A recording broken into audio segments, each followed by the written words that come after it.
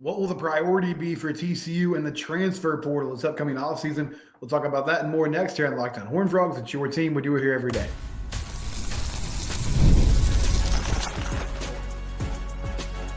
You are Locked On Horned Frogs, your daily podcast on the TCU Horned Frogs.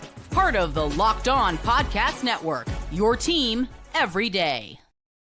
That's right, your team every day. Subscribe to the YouTube channel, also your favorite podcast platform.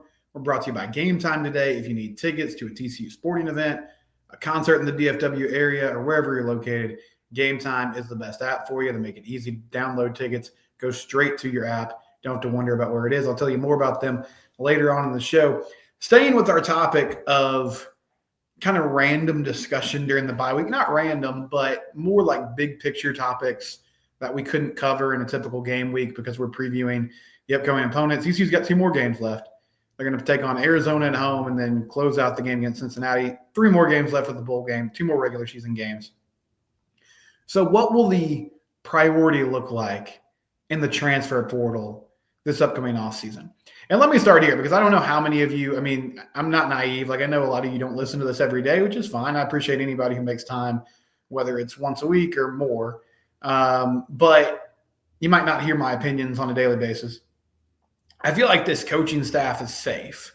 Now, there might be some changes with position coaches, either guys asked to move on or people to get better opportunities. But from a head coach standpoint, like Sonny Dykes is going to be the dude in 2025. I believe that. It would be disappointing if they finish 6-6, but I still think he would keep his job. 7-5 would be somewhat disappointing. 8-4 is still the goal. And I'm sure there's a lot of you or some of you that look at 8-4 and you say, man, with this schedule, they should probably have 10 wins. And I think there's some validity to that, but I thought they would go 8-4 before the year. There's still a chance for them to do that, even though it's been sort of a winding path and not as cut and dry as maybe we thought it would be. But, that's sports, right? We never really know what's going to happen. So how are they going to add on to this team? Because I think 2025 is a huge year for this program. You're banking on a lot of continuity. You should have a returning quarterback in Josh Hoover. I believe unless somebody gets a head coaching job elsewhere, you should have the same 2 coordinators in Kendall Briles and Andy Avalos. Maybe there's a switch up of position coaches, but that in itself would be more continuity than TCU has had lately. Since Sonny Dykes has been here, they haven't had a season where they've really gone into the year with the same coordinator and quarterback. It's a little bit of a stretch because Josh finished the season as a starter with Kendall Briles as the OC, but I feel like you guys know what I mean. And you've got a number of players returning on defense. That'll be in year 2 of a system and should be working at a faster clip and a better pace. You're losing a lot of skill production, but if there's one thing that this coaching staff can kind of hang their hat on so far in their tenure, they've been able to get production out of the wide receiver position each and every year. So I feel like there's more depth in that room than anywhere else / an ability to just go get somebody and plug and play pretty quickly in the transfer portal. But what are the priorities going to be for this coaching staff in the portal? So we'll start on offense. As I said earlier, I think your quarterback room is going to look pretty good. Josh Hoover will be back. And then you'll have Haas Haney and Adam Schobel behind them, presumably, as long as nothing crazy happens in the next few months. I'm not positive what Ken Seal's eligibility situation is, but I would think if he's got his degree, he most likely moves on. If he's still there, then that's just more added depth in the quarterback room. So maybe they go get a vet, but I feel like they probably won't. I think Haas in year 2 of the system should have a pretty good handle on things, and hopefully they're confident that he can be the number 2 guy. And then obviously Adam Schobel will be kind of in the Haas Haney role this year where he's trying to learn the calls and get a feel for what they're doing and trying to fit in within the program. Running back wise, that's kind of my first question. Do you guys feel like they need to go get a running back? Now, Cam Cook, unless they ask him to move on, he should be back. Jeremy Payne will be back. Nate Palmer will be there. I imagine Trey Sanders and Dominique Johnson will be gone. But that's 3 guys that you feel pretty confident in, at least coming back and having an understanding of what they want to do. Maybe they go get one more running back just to have more depth in the room, but I wouldn't say it's a huge priority unless you're of the opinion that a lot of the struggles running the ball this year has been because of lack of vision and explosiveness at that spot. I would bank on Jeremy Payne being the starter next year and potentially go get someone as a depth piece, but I don't think it's a huge priority. Offensive line-wise, I talked about this a couple days ago. I think your biggest priority in the portal is you got to go get a left tackle. You're losing Bless Harris. They let Ryan Hughes play against Oklahoma State, and I know there's some excitement about it. I get the optimism. I'm excited about it too. I would just caution everybody and say a true freshman getting a couple series in the 9th game of the season or 10th game of the season, that does give you reason for hope for the future, but I don't think it means he's going to be ready to step in and play next season. I think there might be one more year that you're going to have to grow him up, develop him physically and mentally to a place where he's able to start, which means you need a veteran presence at that spot, protecting the blind side of your quarterback. And that's probably going to cost some money. Like the hard part about this is somebody the other day was saying, I don't feel like TCU's prioritized linemen in the portal because they're not pulling in 4- and 5-star players. And it's that question of, okay, are they not doing that because they're not prioritizing it, or are they not doing that because they just simply don't have the resources to keep up with the schools that are getting those players and the type of funds that are being thrown around for them? Experienced tackles in the portal are going to be a hot commodity, but I feel like you have to go get one because I think this interior offensive line could be pretty solid with Cade Bennett, James Brockermeyer, Colton Deary, but your tackles on either side have to hold their own, or this thing could fall apart again where you're not able to run the ball effectively. And this O-line group, to their credit, is pass protected fairly well.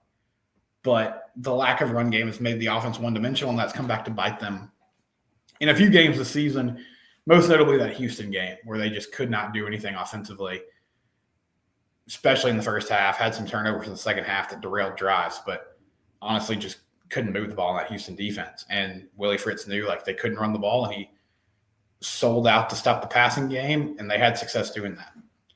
So I think your number one priority is to go get a tackle. And then wide receiver, you'll need some help there, but Jordan Bailey, Braylon James, Eric McAllister, I think there's some names within the program right now that give you hope for stepping up and making plays. I feel like you're probably going to need to get an established wide receiver on the outside, though, but I wouldn't put that priority as high as – like, to me, left tackle's number one. There's another spot on defense that I would put second, and possibly wide receiver third, maybe corner. We'll keep moving here, but right now I'll put wide receiver at 3. On the defensive side of the ball, your second priority, go get a defensive tackle. You need help in the interior. I think Marcus Steele has a great future. He'll be a starter next year. They're getting Paulo Wale back at defensive end. But you've got to have more beef up front. And you hope somebody like Connor Lindgren can step up. You know, Travis Jackson has gotten some good experience, but he's more of an outside tech. They moved away from like the true nose guard role that they had in the Joe Gillespie system, but you have to have players that can play in that 1 and 3 technique, take up space, move the line of scrimmage, cause havoc. And yeah, they've missed Dom Williams this year for sure. I don't know.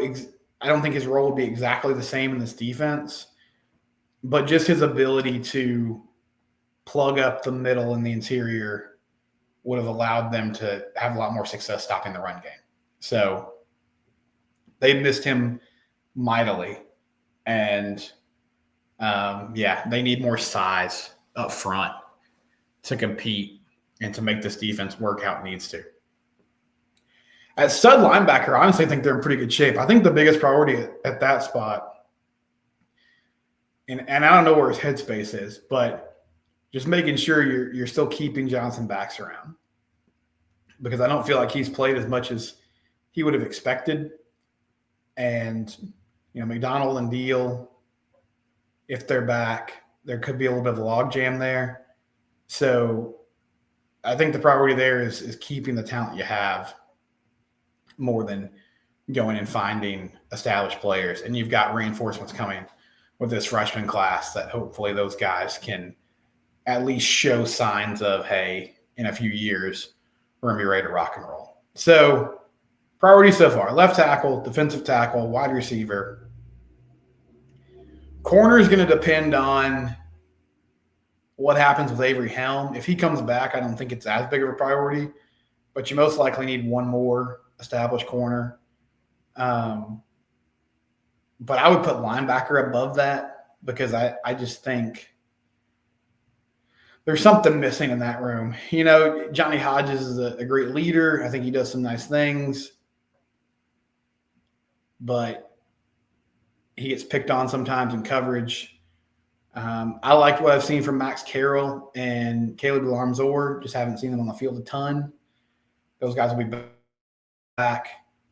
Namdi struggled this year. So that's a spot where Andy Avalos can sort of start building what he wants to do. But I would put that, I guess, fourth behind wide receiver, probably corner fifth. And then safety is sort of how I feel about running back. If you can go find somebody, that's great. If not, maybe just sort of roll with what you got. But let me know in the comment section. A couple of things I want to know today. A couple of questions I want to throw out to you.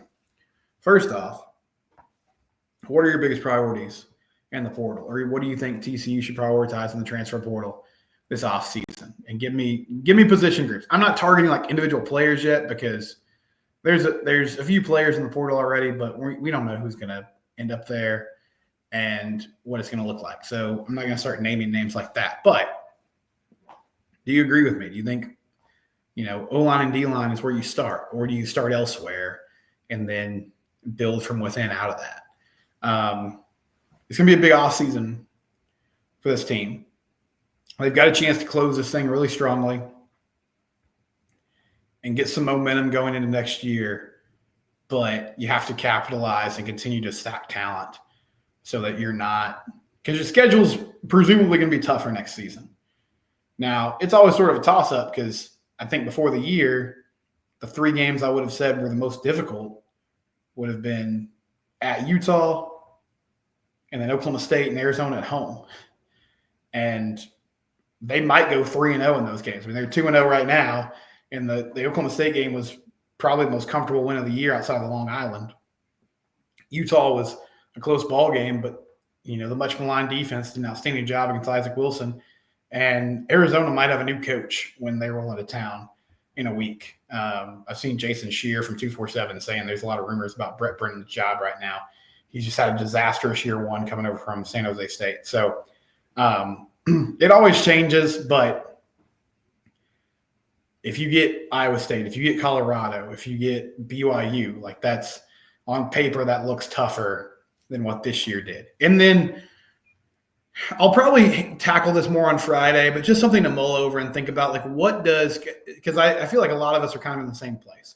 We feel like next year is sort of a make or break year for Sonny Dykes.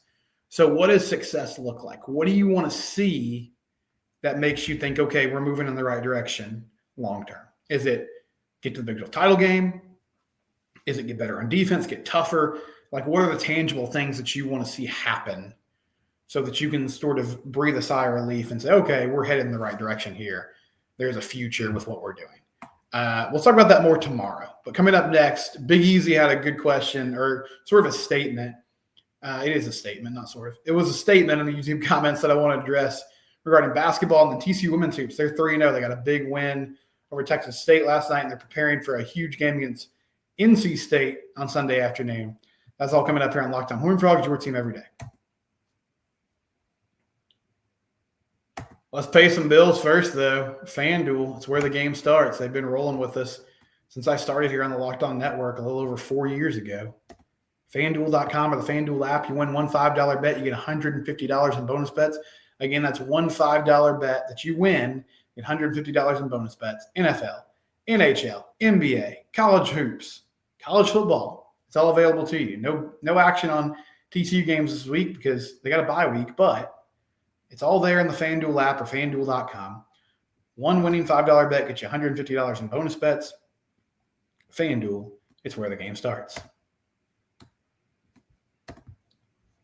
So always love hearing from you guys. Feel free to chime in on YouTube, on Twitter. Some people tweet at me, some people DM me. That's fine. I try to respond to those as I can.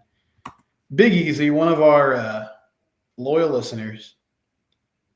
Say hi to Lauren Jones if you see her, Big Easy.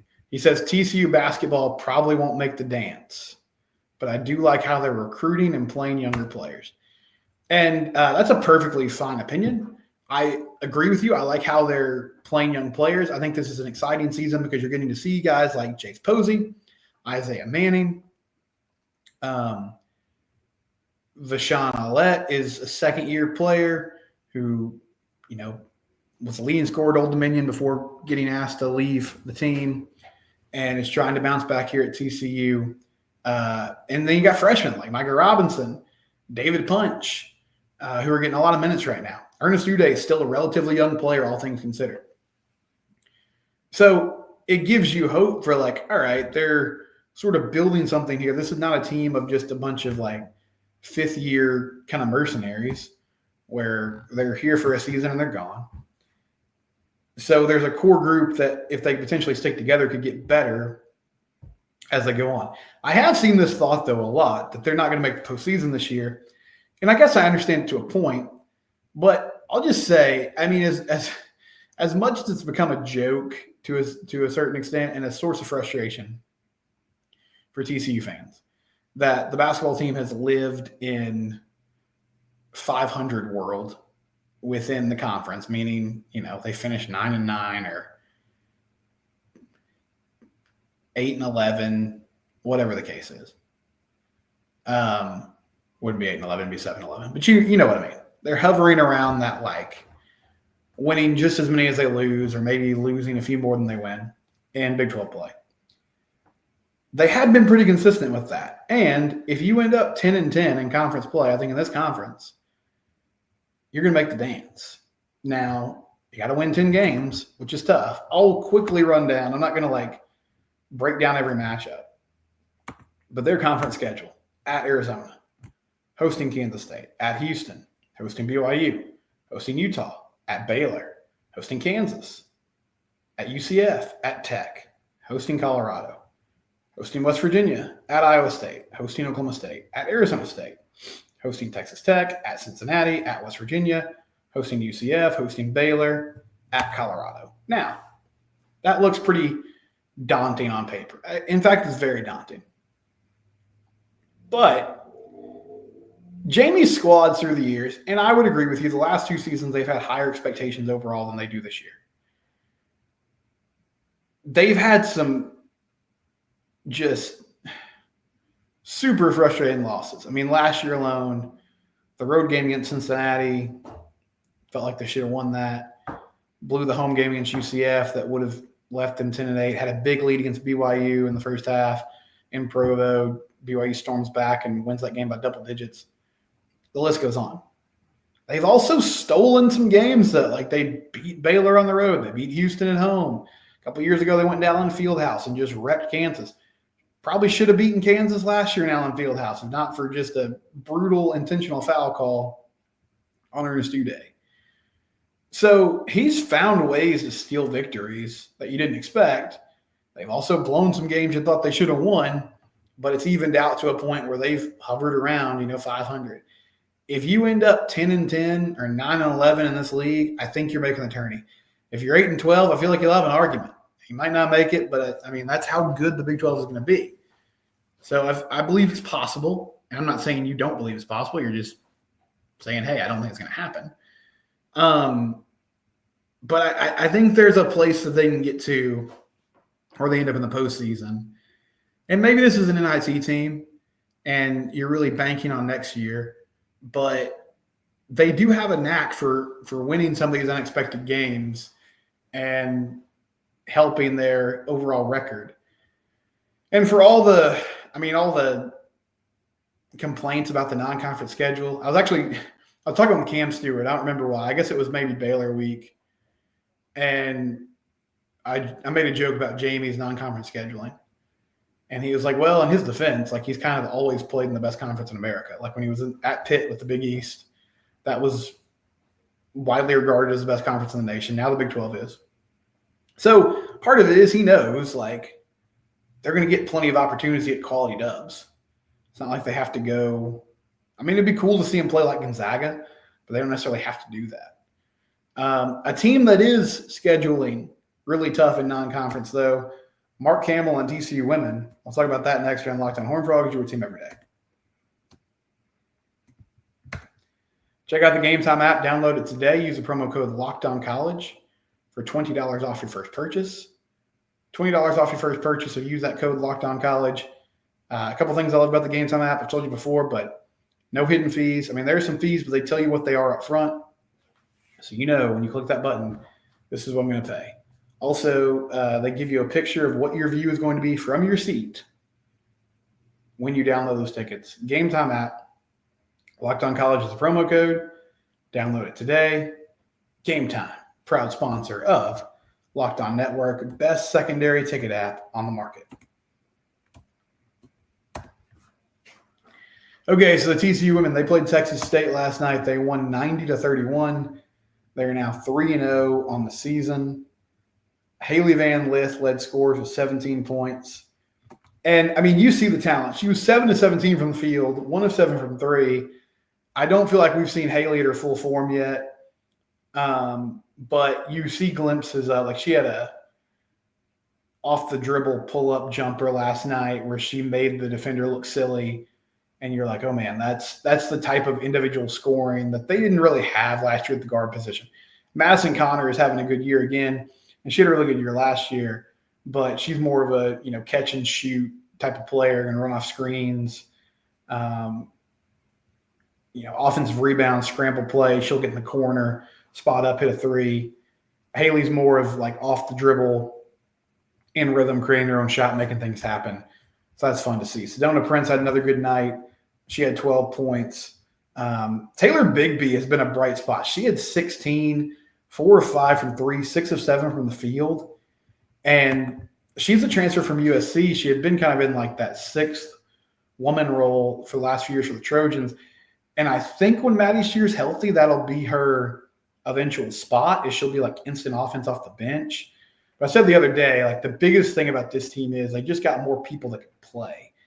I mean, the depth, like last year, the starting 5, when they were fully healthy, I thought they could hang with most teams in the Big 12. The problem was they didn't really have a bench, and that got exploited even more after the injuries.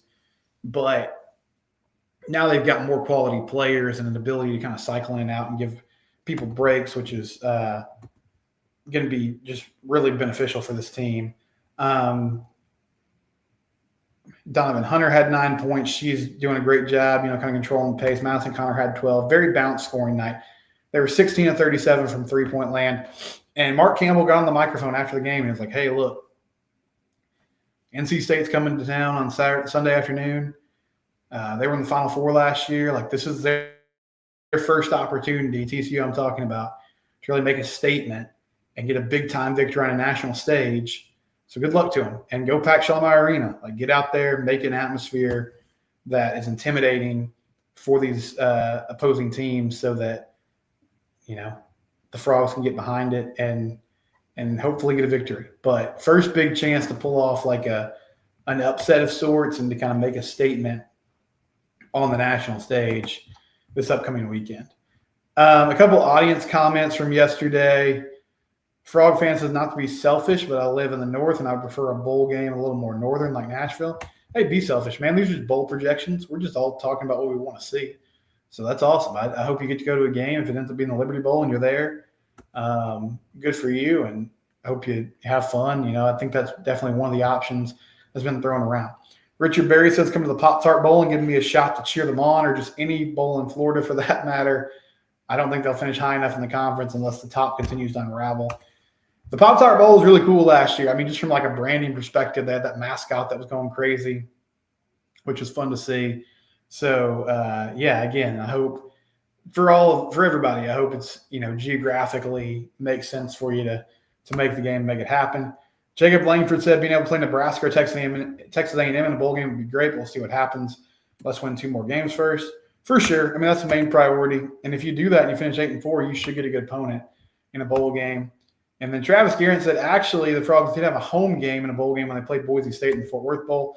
My apologies. I forgot that. You're right. I guess I was just thinking about like Big 12 era. They haven't had that, even though there's been a couple of years where they've been projected to end up in like the Armed Forces Bowl. But we'll cover it no matter where they are, and we'll have plenty of coverage of Arizona next week as well as basketball the rest of this week. Men play Michigan on Friday night, so that should be fun. It's Locked On Horned Frogs, your team every day. We're free and available wherever you get your podcast.